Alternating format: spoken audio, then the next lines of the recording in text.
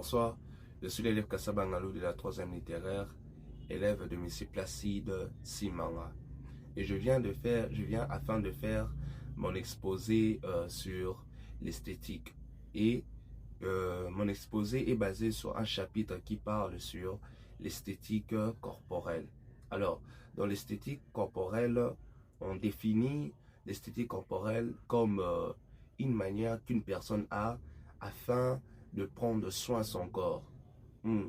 D'une manière ou d'une autre, c'est une manière qu'une personne a afin d'embellir sa peau ou son corps. Et nous devons savoir qu'il y a des éléments qui confèrent à l'élégance à l'individu. Il y a des éléments qui confèrent l'élégance à l'individu. Et parmi ces éléments, nous avons la propriété, nous avons la forme, nous avons la couleur et nous avons aussi en dernier le mouvement. Lorsqu'on parle de la propriété, c'est la manière de permettre afin que son corps soit totalement sain. Comment pourrais-je dire? Donc, permettre afin que son corps s'exempte à la saleté. Afin que son corps ne puisse pas être sale. Permettre que 24 heures sur 24, que tu puisses être propre. Si peut-être le matin je te sortis et que je rentre, je dois me laver afin de permettre que mon corps soit propre.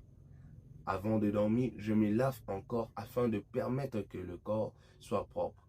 Parce qu'il y a des gens, à cause de la saleté, il y a beaucoup qui tombent malades sur le manque d'hygiène corporelle.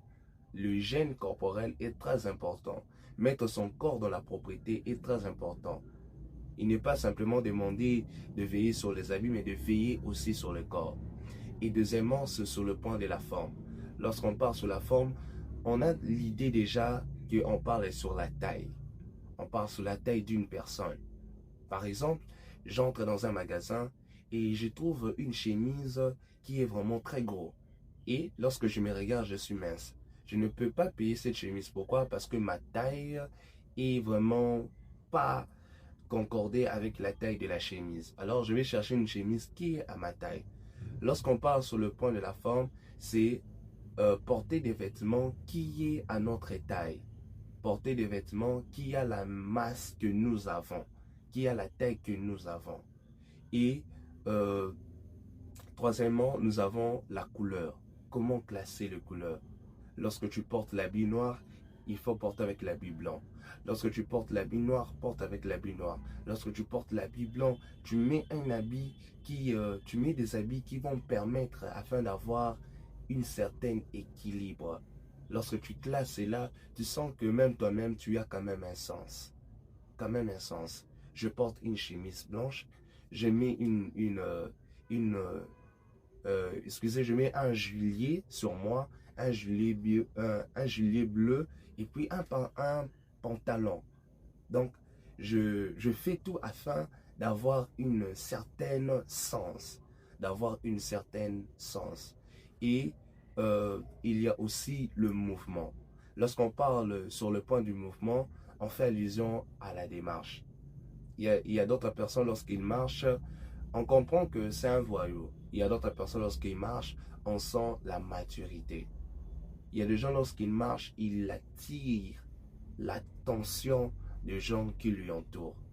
Simplement par sa démarche, les gens comprennent qu'elle est comme ça, il est comme ça. Simplement par la démarche. Et nous devons savoir qu'il y a certaines parties que l'homme doit prendre soin. Certaines parties du corps que l'homme doit prendre soin. Alors, quelles sont les parties du corps que l'homme doit vraiment prendre soin? Parmi ces parties, nous avons la tête, nous avons le visage et nous avons la peau. Nous devons savoir que la tête est la partie la plus regardée. La tête est la partie la plus regardée. Lorsque vous vous rencontrez avec une personne à la route, vous allez remarquer parfois les yeux de la personne se dirigent sur la tête. Pourquoi? Parce que la tête donne déjà l'idée sur le visage. C'est pour ça que vous allez voir une autre personne lorsqu'il entre dans un salon de coiffure et lorsqu'il sort, il ne sort pas de la manière qu'il est entré. Il sort différemment. Il sort avec une beauté. Et il y a aussi le visage. Nous devons savoir que le visage est considéré comme un masque identifiant chaque personne. Le visage est considéré comme un masque identifiant chaque personne. Lorsque tu regardes la personne, tu vois qu'il a des gros yeux. Lorsque tu regardes la personne, tu comprends qu'il a un gros nez. Lorsque tu regardes la personne, tu vois qu'il a une grosse bouche. Donc, le visage est considéré comme un masque identifiant chaque personne. Et pour finir, je passe sur le point sur la peau. Nous devons savoir que la peau est une enveloppe protectrice. Pourquoi? Parce que la peau, c'est là où se cache notre teint. Ça reflète notre teint ou la couleur de notre corps. Alors c'est pour cela qu'il faut faire attention à ce que tu utilises comme lotion. Ce que tu appliques comme lotion qui ne puisse pas être pour toi comme un obstacle afin de détruire ta peau. Alors, garde bien ta peau et utilise des lotions qui permettront afin que ta peau puisse développer. C'était l'élève Kassa Bangalou de la 3e littéraire, élève du professeur Placide. Merci.